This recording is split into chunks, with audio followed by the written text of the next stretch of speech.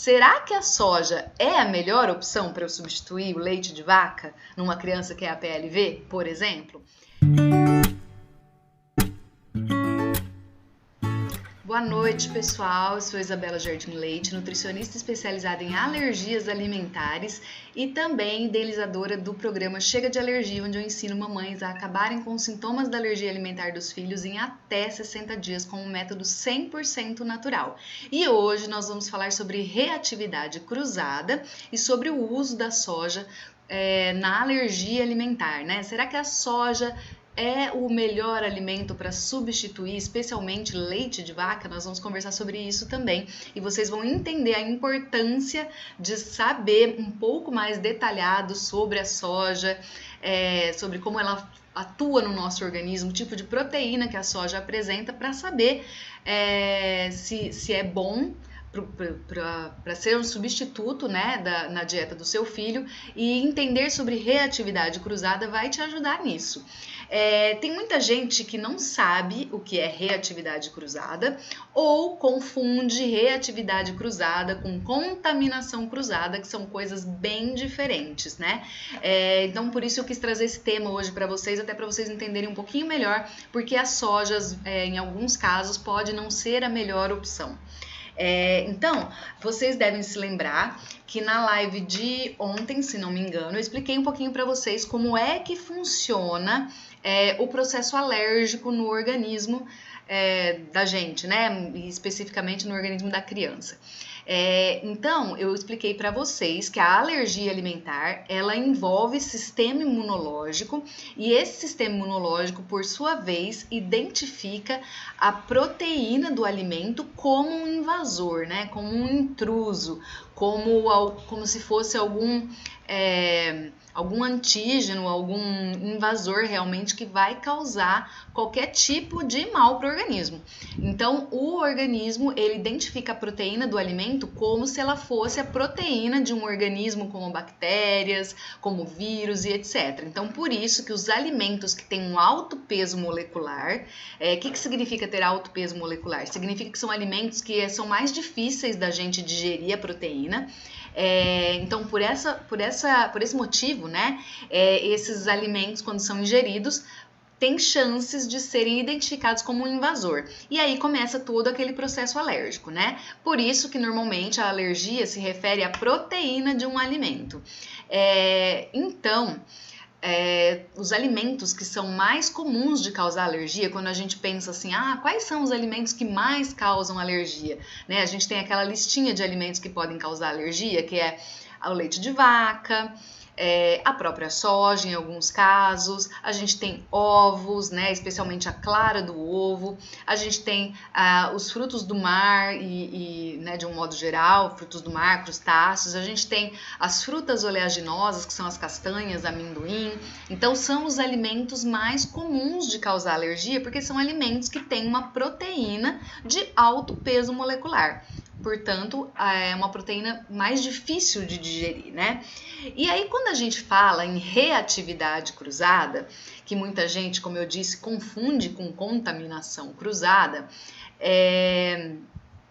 quando a gente fala disso, a gente está falando de uma reação alérgica que é causada por uma confusão, como que eu poderia dizer? Uma confusão realmente que o organismo, o sistema imunológico faz, achando que um alimento que não é o principal causador de alergia é aquele alimento que causa alergia. Ficou meio confuso, né? Eu vou explicar melhor.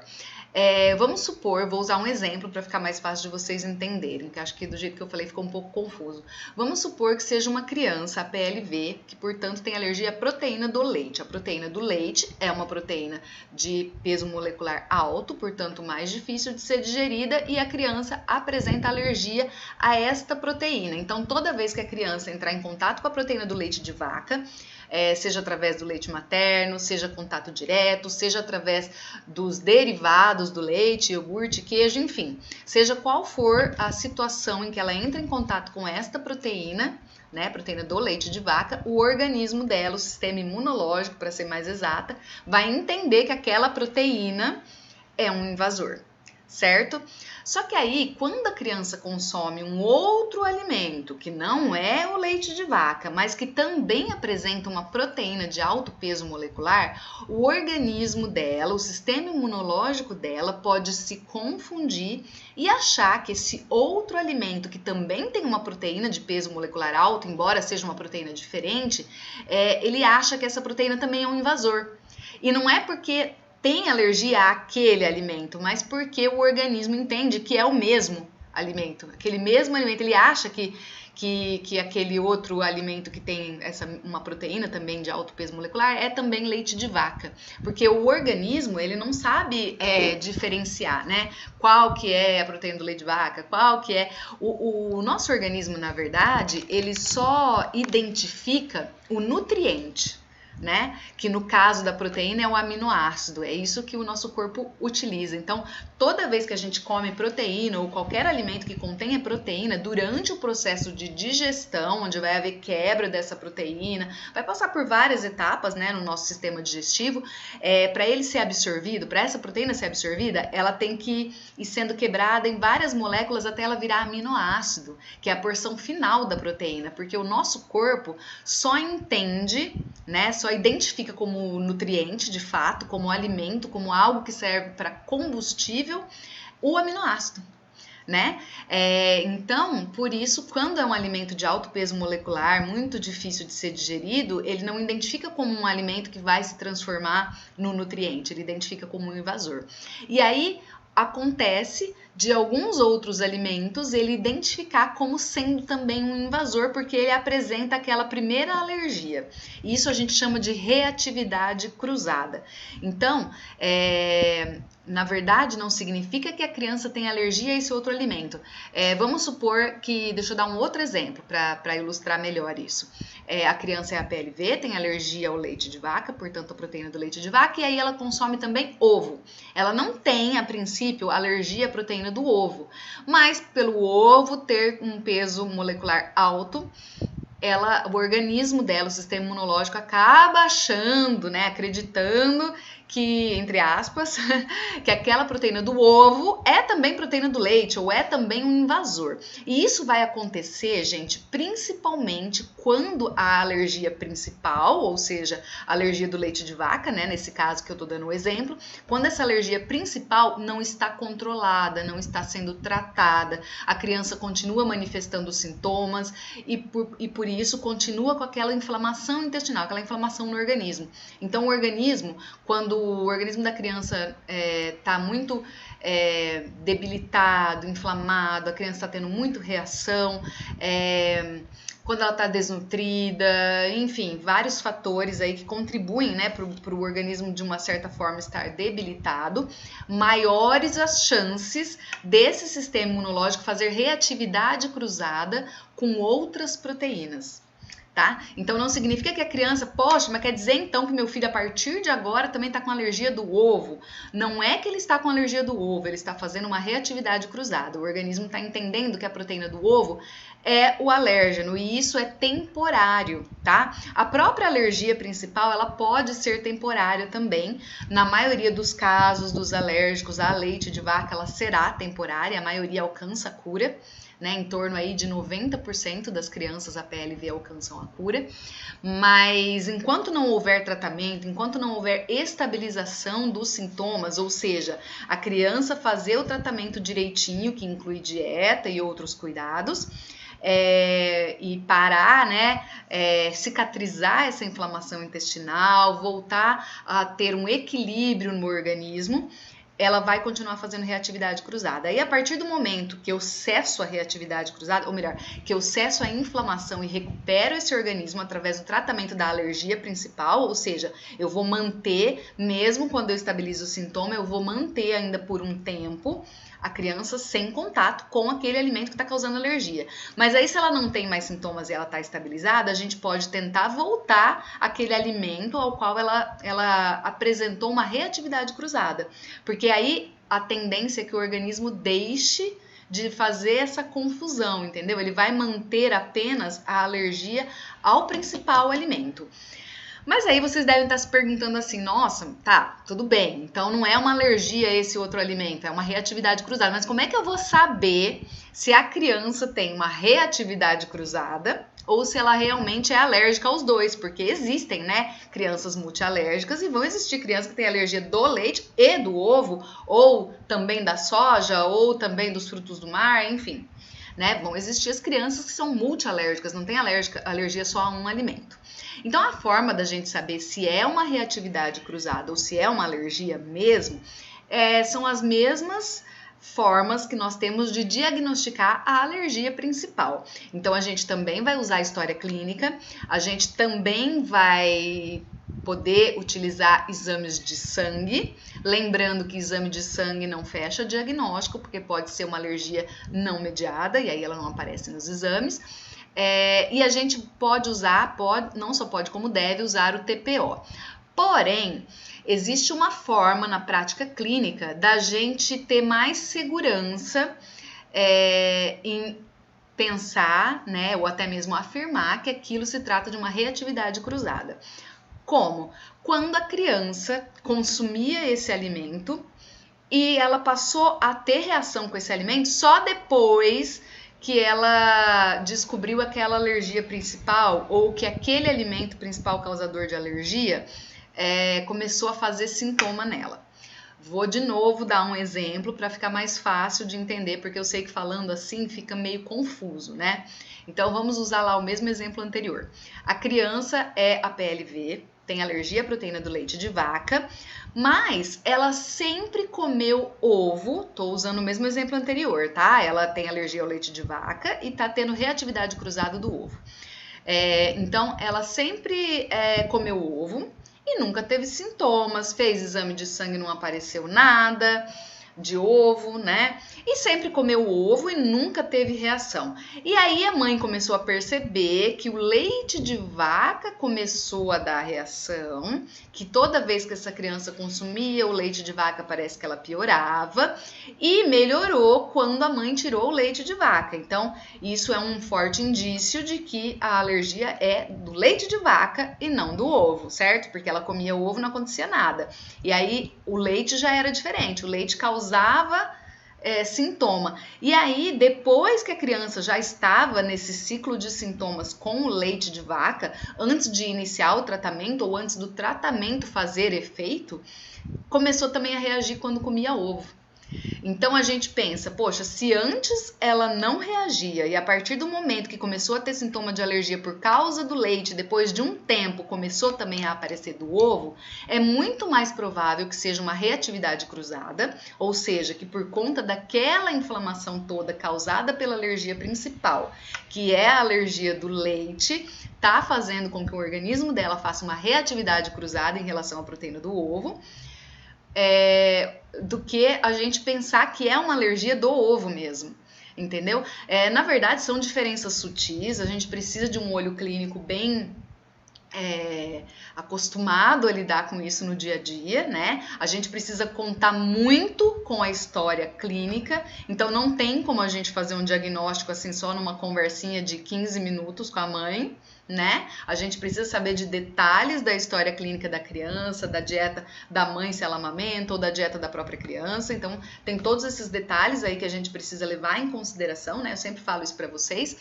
E também a gente vai utilizar outras formas aí de descobrir. Se ainda assim a gente ficar em dúvida, olha, não tenho certeza se essa alergia ao ovo também, né? Essa reação ao ovo começou junto com a do leite ou depois, eu não tenho certeza. Aí a gente vai investigar através de TPO também, tá bom?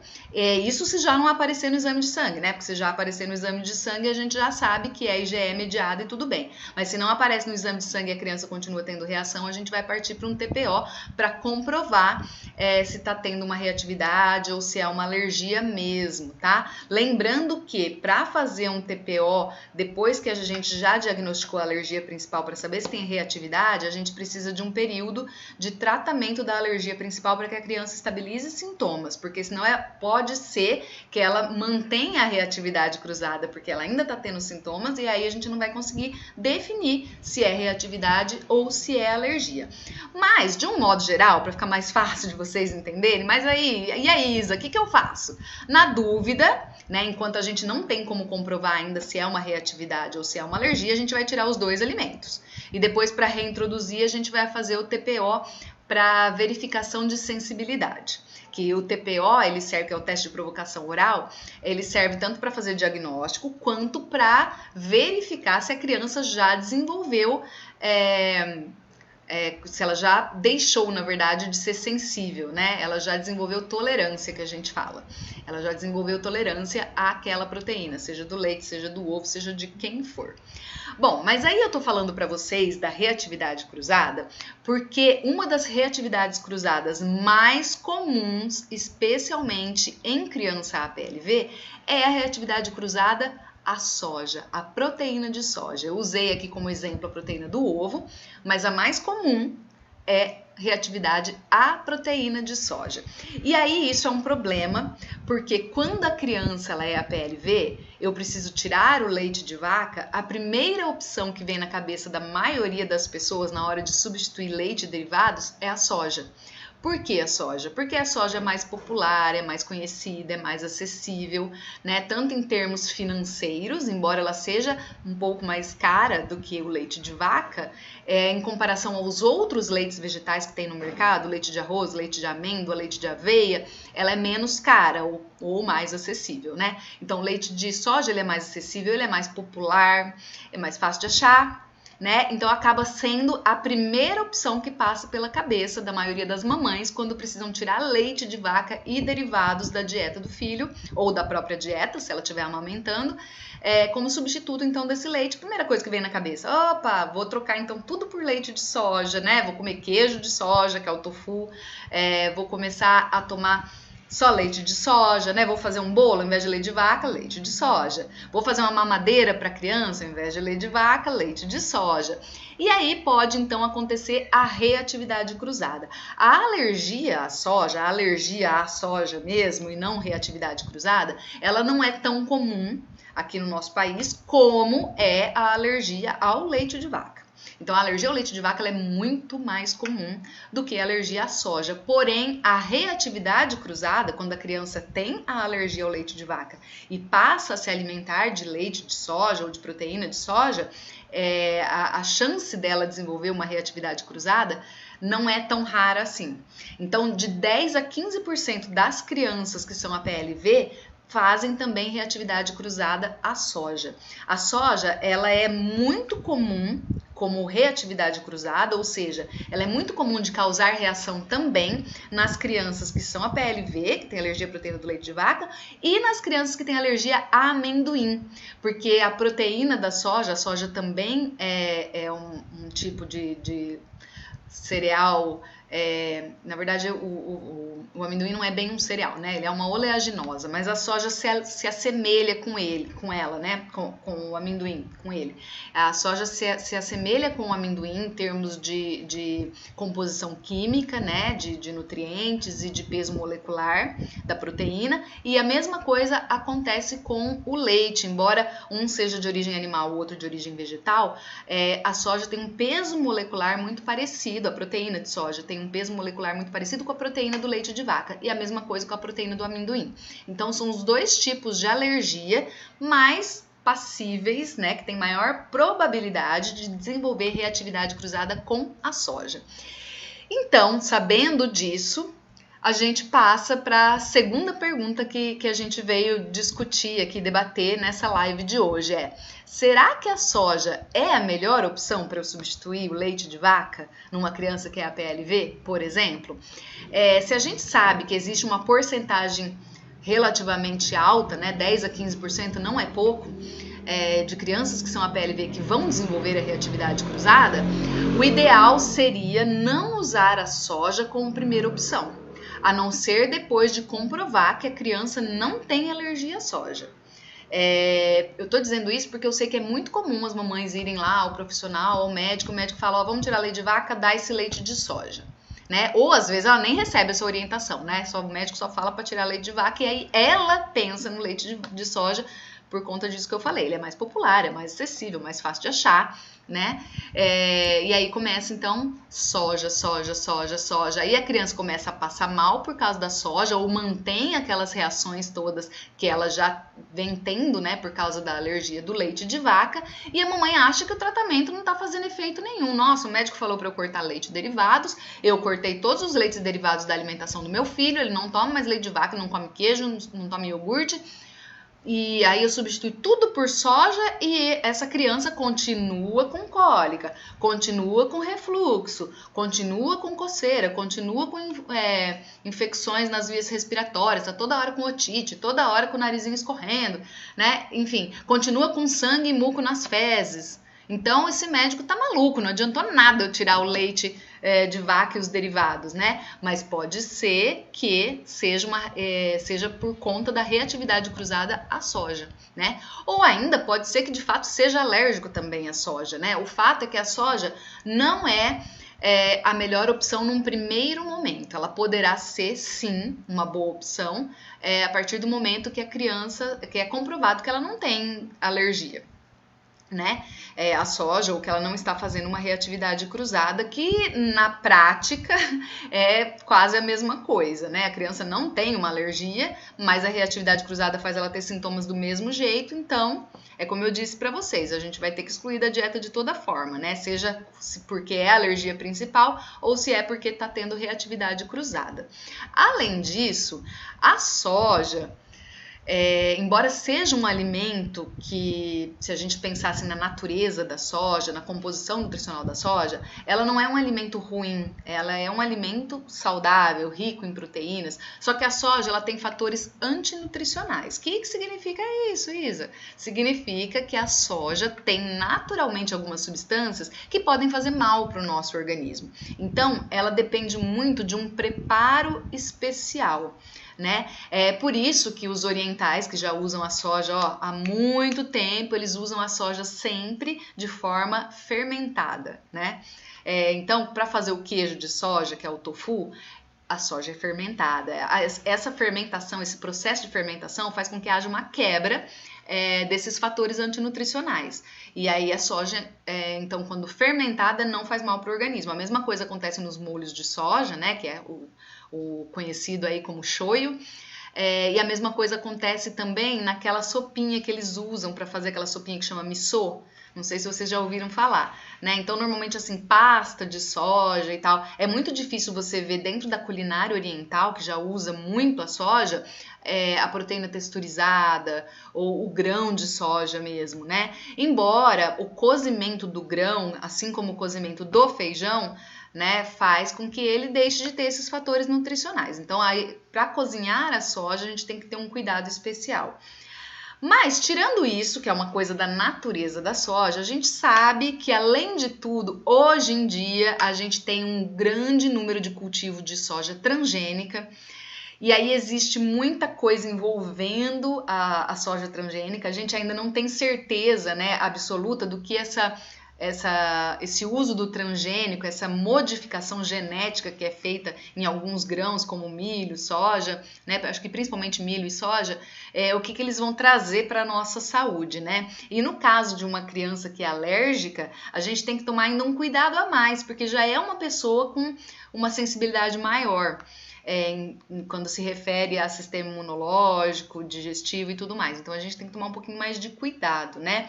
Existem também alguns estudos que comprovam que a soja ela pode fazer o efeito de um hormônio, né? Dos hormônios femininos.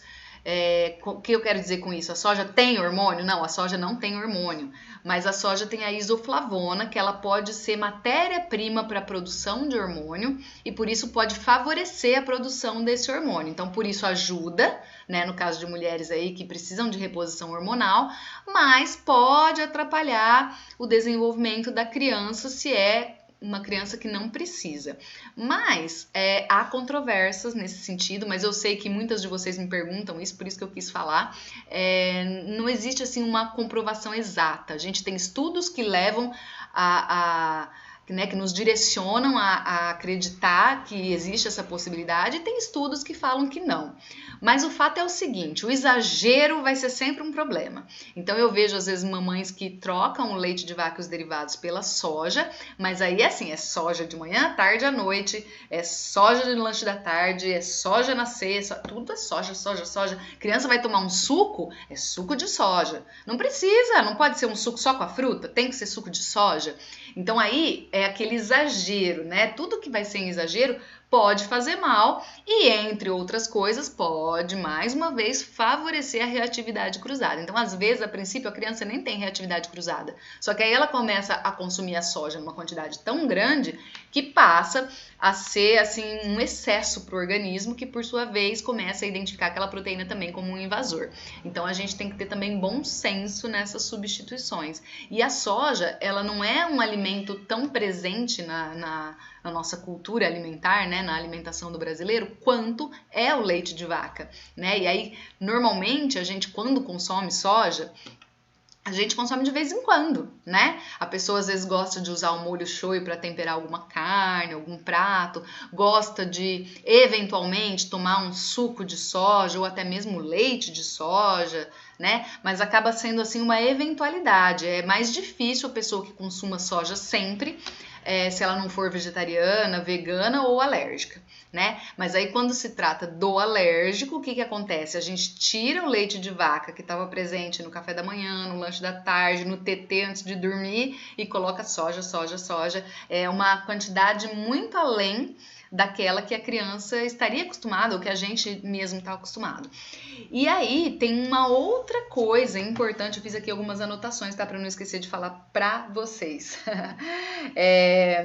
Então, outra coisa importante é a gente prestar atenção que a soja, muitas vezes, assim como o leite de vaca, pode estar presente em alimentos que aparentemente não parecem que vão ter soja, né? Então, ó, tem uma listinha aqui que eu até separei para falar para vocês, né? Aonde é que a gente pode encontrar soja de forma mais comum nos alimentos aqui no país, né? Então, ó, a gente tem, por exemplo,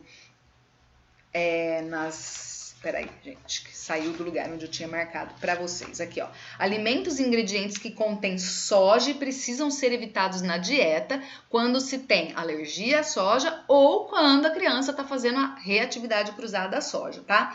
Então, mesmo que ela não faça parte do nosso hábito comum, como eu acabei de dizer para vocês, a soja, ela é muito comum nos produtos industrializados. Deixa eu baixar um pouquinho a minha câmera aqui, gente, que eu acho que vocês estão vendo só minha cabeça aqui no YouTube.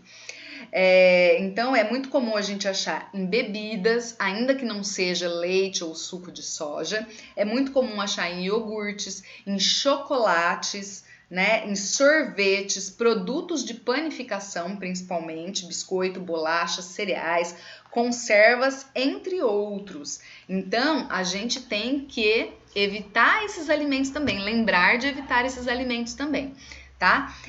Principalmente em alimentos assim de panificação, pães, bolos, bolachas, biscoitos, se vocês lerem o rótulo, né, já comentei com vocês em outras lives que a gente tem uma lei aqui no Brasil que regulamenta os rótulos e que obriga o aviso para alérgicos. Então vocês vão ver que grande parte dos alimentos está escrito que pode conter soja, né? Ou contém, já faz parte dos ingredientes principais, ou pelo menos que pode conter soja. A grande maioria dos alimentos industrializados estão lá escritos que pode conter soja, porque a soja ela é amplamente utilizada na indústria, então ela não faz parte como um dos principais ingredientes da nossa mesa, né, das nossas refeições, mas ela é um dos principais ingredientes utilizados na indústria.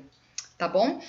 Outros alimentos que, assim, a gente já sabe que tem soja, mas que é bom a gente lembrar, né? Porque às vezes a gente fala da soja, a gente só pensa no leite de soja e na proteína texturizada e esquece que tem várias coisas aí que tem soja. Então, bebida de soro de soja. O que é bebida de soro de soja? Normalmente eles usam o soro de soja para fazer aqueles sucos de soja, tá? Que lembra que eu até comentei com vocês quando a gente falou sobre o cuidado para que a criança que tem que fazer dieta não fique desnutrida, que eu falei falei pra vocês, ó, toma cuidado, porque aqueles sucos de soja, né, aquele suco de maçã de soja, de abacaxi, soja com chocolate, não sei o que, nem sempre tem leite de soja ali, tá? Normalmente é mais suco do que leite. Por quê? Porque eu uso o soro da soja, tá? E ainda é diluído no suco. Não é a mesma coisa que o leite. Então, brotos de soja, coalho de soja, concentrado de proteína de soja, a farinha de soja, o próprio feijão, né, os grãos da soja, leite de soja, o miso, que é o que eu falei para vocês, que é uma espécie de uma sopinha que os orientais fazem. A gente tem presente na goma, né, na proteína hidrolisada, no molho de soja, que é o shoyu, na pasta de soja fermentada, na proteína texturizada, na semente, nos shakes de proteína de soja, no tofu, que é o queijo de soja, em caldo vegetal, muitas vezes pode ter também a presença de soja, e na proteína da planta, né, da própria planta da soja hidrolisada também. Tá? Então a gente tem que tomar bastante cuidado. Ó, a soja ela é rica em proteínas, fitatos e inibidores de protease, que dificultam a digestão da própria proteína. Então, por isso, uma criança que é alérgica, né? Mesmo que ela não seja alérgica à soja, né? Diretamente alérgica à soja, como eu falei para vocês, ela deve evitar o excesso de consumo de soja, porque a soja tem alguns fatores, como eu disse para vocês, fatores antinutricionais, fatores que atrapalham a digestão da própria soja. Então, se é um organismo, né? Se é um sistema imunológico que ainda é imaturo, né? Tem um sistema digestivo que ainda é imaturo, a gente tem então que tomar muito cuidado com o uso da soja. É muito comum mesmo as mamães substituírem leite de vaca por soja e a criança continuar fazendo reação.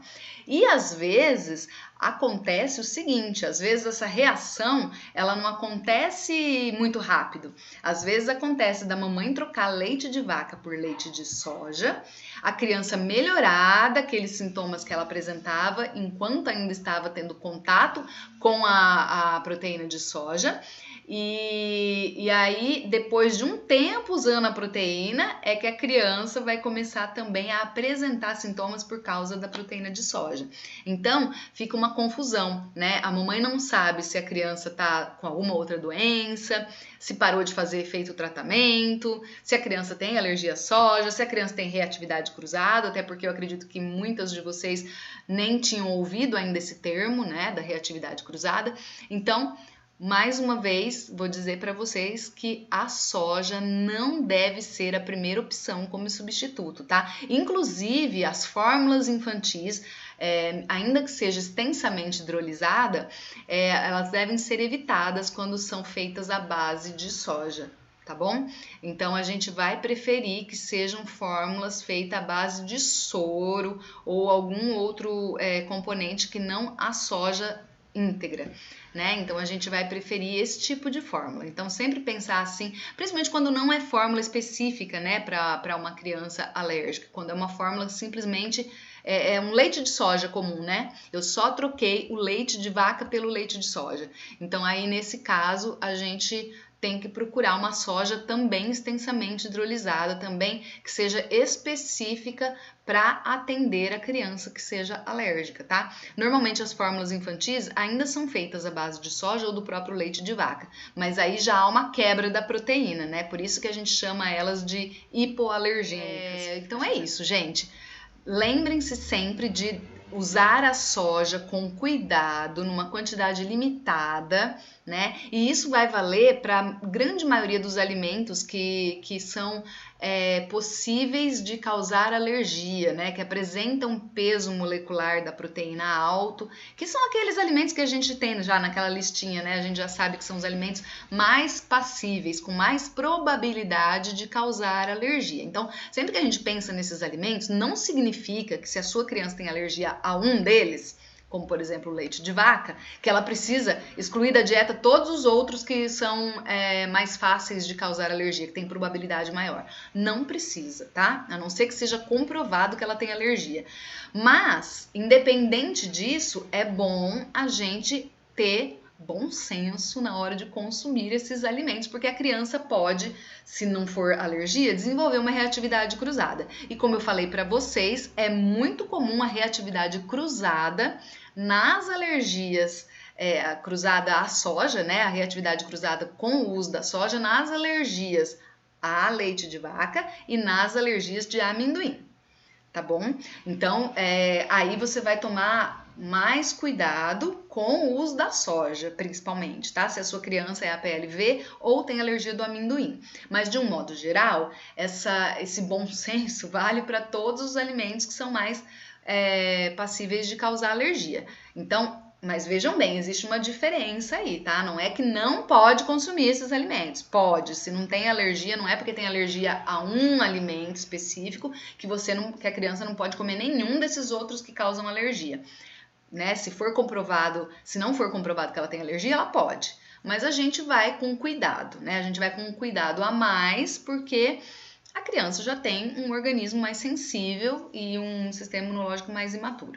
Então, a gente tem que tomar bastante cuidado com isso. Tem que saber também se é uma alergia mediada ou não mediada, né? Tudo isso vai influenciar na hora de escolher, né? De fazer as melhores escolhas de substituição do alimento que tem que ser excluído da dieta, tanto para evitar uma desnutrição, quanto para manter, né, o ganho ponderal, o desenvolvimento ponderal da criança, que é ela continuar ganhando peso e crescendo e ter o seu desenvolvimento normal.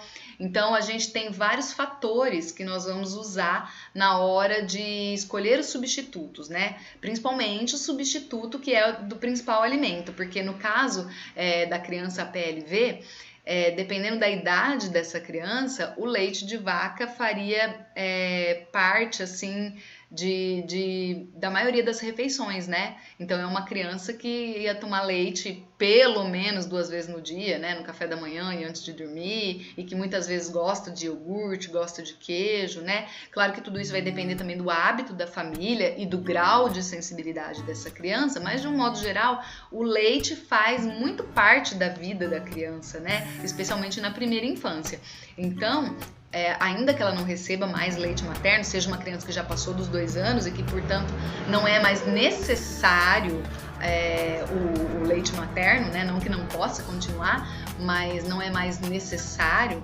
Então, ela poderia, né, se não tiver alergia, consumir leite de vaca ou leite de soja, enfim. Ainda que isso aconteça, né, o leite estaria fazendo parte da maioria das refeições. Então, a gente tem que tomar bastante cuidado com as substituições, certo?